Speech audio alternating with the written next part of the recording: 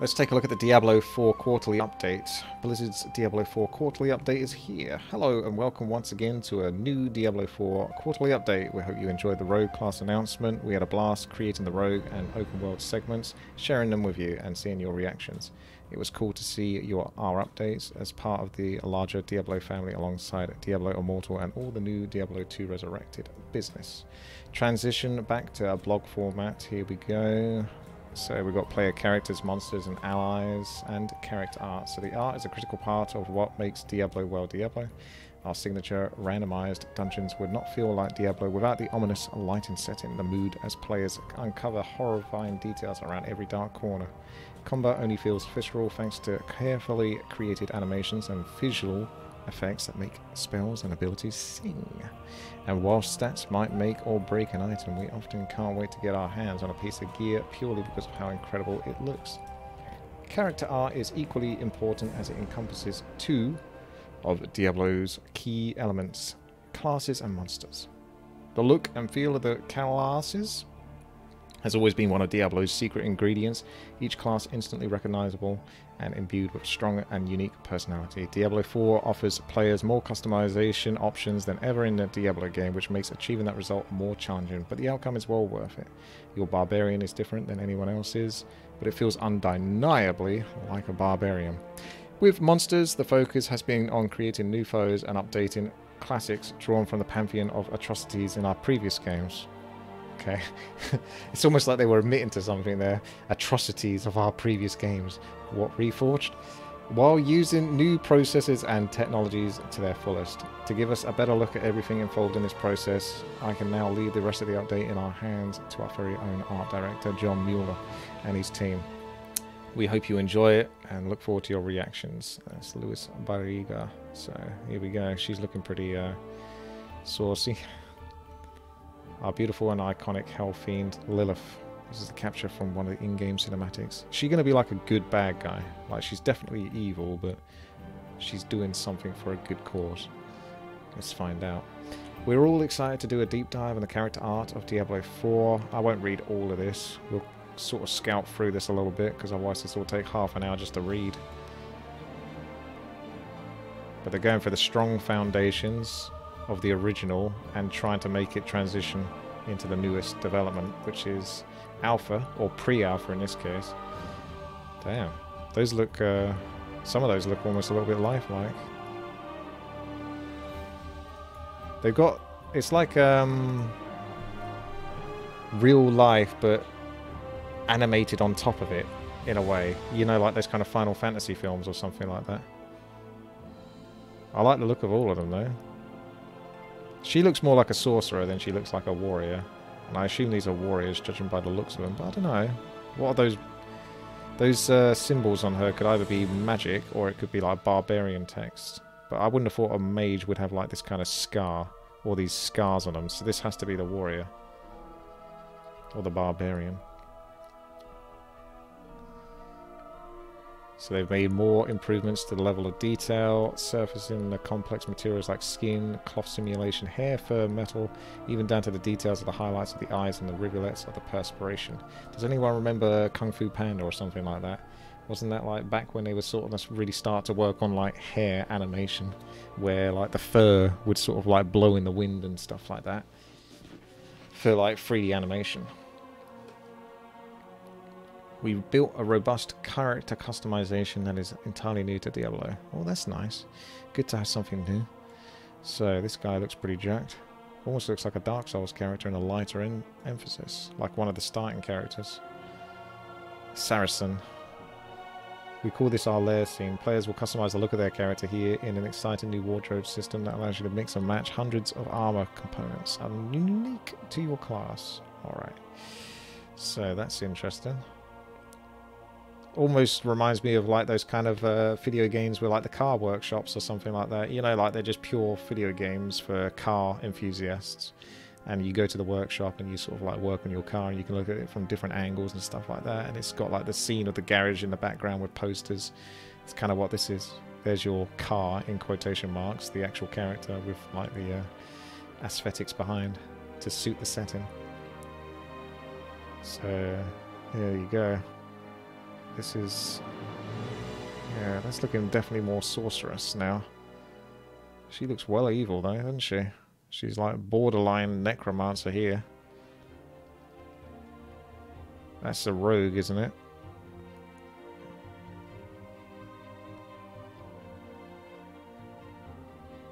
Oh, that's nice.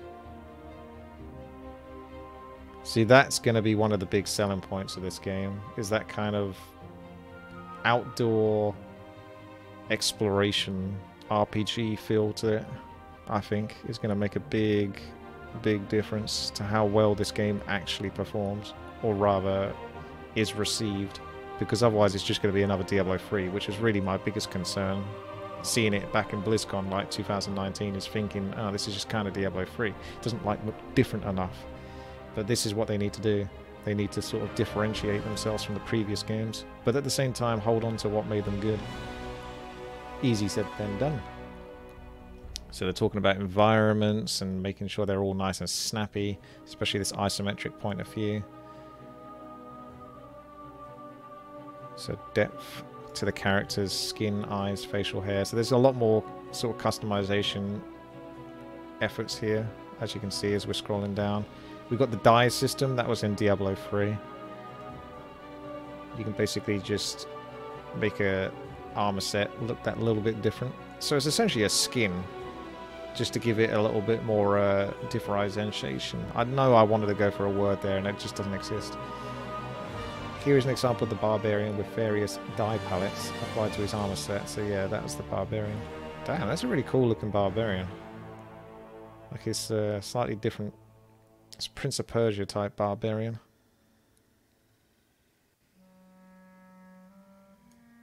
This one looks like Cersei from Game of Thrones. That's a sorceress armor. Close up look at our camera. So they're readable from an isometric perspective. Yes, that is important. Is making sure that everything is readable. I would be a bit worried that if everyone's too obsessed with trying to make Diablo so dark that you won't actually be able to see anything. It is good to make things pop out, at least from a gameplay perspective. Oh look, the female one as well. Still has like enough similarity to what the male was doing, but obviously with some more body armor here and there. Different rogue body types wearing the same armor set. It's a male and female. What is that mask? It's like creepy. Lovely leather shoulder pads. So we got test scene at modulars used to look at the characters, and many of their armors are working in progress. Let's have a quick look at this. It's 3 minutes long, but we'll just have a little breeze. I see. Well, it's not looking as bad as the diorama they did a while back. That was roughly rendered, and it wasn't supposed to be taken seriously, but everyone did. I included myself. I was like, oh no, this is bad. Why are you showing this? But the context was incorrect. It's a Michael Bay film. His weapon's clipping a little bit there, though. See, this is the biggest trouble, I think, with games that go into so much detail on the characters, is it does look amazing, but it's so much more work as well, because you've got to take into account that every little piece on that armor set has to try not to clip into her face. Like, look at the end there. These clip, like, literally into her skull. Watch here. You see what I mean? Like, it's difficult. I think as a gamer, you can sort of overlook those things and not get too fussed about them. But obviously, this is a new game, so the best... It's good to leave good impressions for, like, most of the normies who won't necessarily understand that games are games, and it is what it is. There's a level of jank to everything. Your soul is mine. It looks like a taunt ability. Almost like Dark Souls, where you can taunt.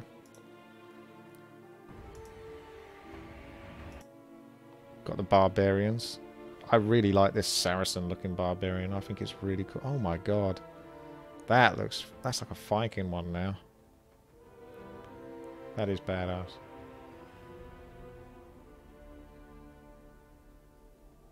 Those look good though, don't they? They do. We'll have to get that a little bit more smoothly animated though. Damn, Skyrim! We got Skyrim, boys! Jesus, look at this guy. It's like the last boss. What is that? What's his name? From Mortal Kombat? Khan or something like that. The Shadow Khan. It kind of reminds me of that. Dude, look at this guy.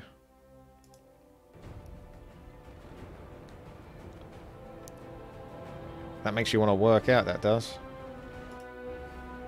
Yeah, these look amazing, these two. Shadow Khan.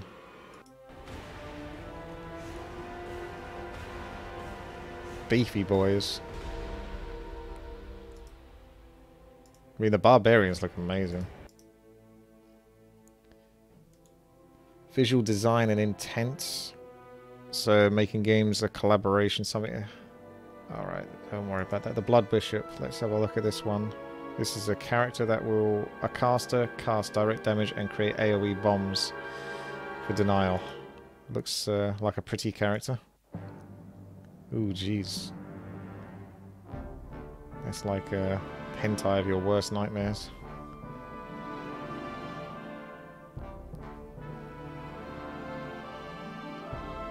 Doesn't look like it's comfortable to wear that. He's in pain the whole time. It's pretty incredible. Okay, pop out of that. Oh dear. Look at that face. It's like melted in.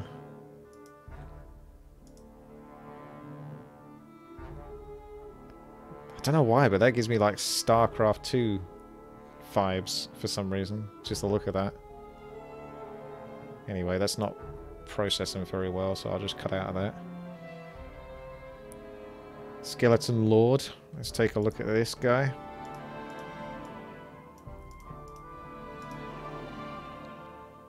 Nice.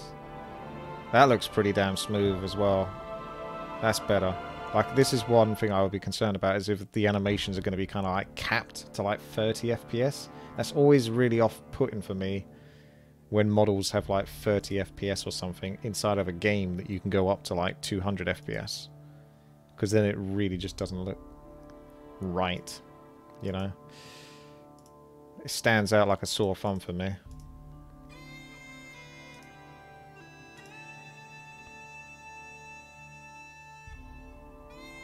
Spindly legs and back thorax instantly tell you what it is. Let's get a closer look at what it is then. Oh, I see. Oh dear. Yeah. It's more bug than man at this point. Hey, thank you, Random Picnic. Jeez. Speaking of StarCraft 2, what is going on? There's like a StarCraft 2 unit. That's a bad way to go. You don't want to get too close to that. Oh, this one might be nicer. What on earth? Her wings are like on a skull. Damn, she's got powerful muscles there. That's definitely interesting. I'll give them credit on that one. Look at that long finger. That's a really unique looking character design. It's just mixed a few sort of fantasy elements, but just swapped them about a bit to make a really creepy looking character.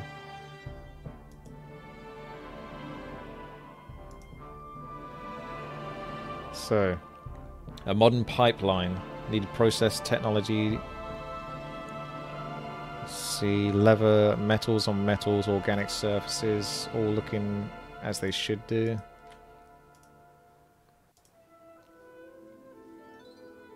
Yeah, this is looking very Dark Souls-y, isn't it?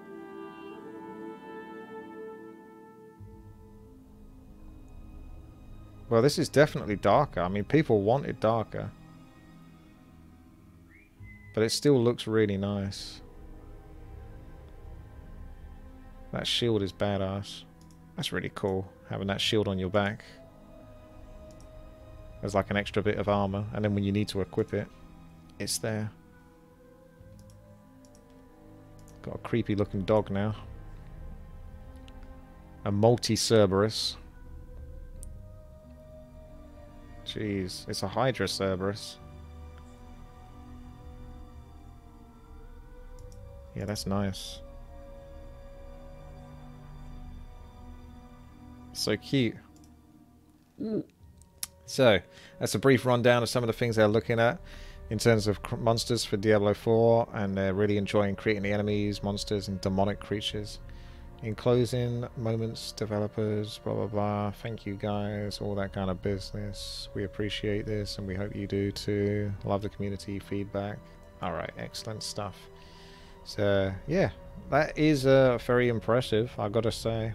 I'm not really feeling many complaints. You guys got any complaints in chat in regards to that? Anything that doesn't quite seem right to you, or any concerns that you might be thinking? I think, yeah, the Barbarians is my favourite part of this, and there's quite a few favourite parts, really. Like, the character model designs are really cool and unique, but, I mean, those Saracen Barbarians, as well as the other Barbarians, just like, the Viking ones and stuff like that, really stand out. Your only complaint is that it's made by Blizzard. Yeah, well, I'm sure there's going to be loads of microtransactions when it comes to like armor sets and stuff like that. But we'll see. As long as it doesn't impact on the main gameplay, that's the main thing. But that's the real concern, as we will wonder. Alright, good stuff. There you go. The Diablo 4 quarterly update. You got it right there. It's looking good. I'm happy with that. Nice to have that information and Blizzard come out. I know that it's the developers, they want to tell us this stuff, but it feels like a lot of the time people at Blizzard like try to stop them from like giving us this information, or they sort of like, they so carefully choreograph everything that comes out. But it's okay to be a bit more loosey-goosey and, you know, relaxed, I think. Just give it a more natural feel, like you're talking to a mate or something like that. It's like, ah, here's what we've been working on. What do you think? Like, is this good? Like, how we doing here? And stuff like that. Oh, yeah, well, we had these ideas, and these are the concepts we came up with, rather than being like, oh, is this exactly right? Oh, are they going to like it? Just do it. It's fun to see. Am I going to play Diablo 4? Almost definitely, yes. Yeah, I'm looking forward to it. But I don't think it's going to be for a while. Yeah, it's 2022, don't you think, at least? I'm not sure they're going to go much longer than 2022. It's only if they have some sort of production issues of trying to get it created in time that they would push it much further than 2022. But I think probably mid-2022 is quite likely for... But you got to remember, this is pre-alpha, so they've not even done an alpha for it, let alone a beta and all that, so... A year away? Is it a year away? I don't know. Maybe they want to work on it for as long as possible before producing it and putting it out, so I'm okay with that. If it goes 2023, it's fine. It's not going to bother me. I'd rather they work on it and make sure they're happy with it than sort of start to rush like the last 40% of the game. Like they work really hard on the first 60% and then just rush the last 40%. So we'll see. Anyway, thanks. Alright, that's the end of the stream.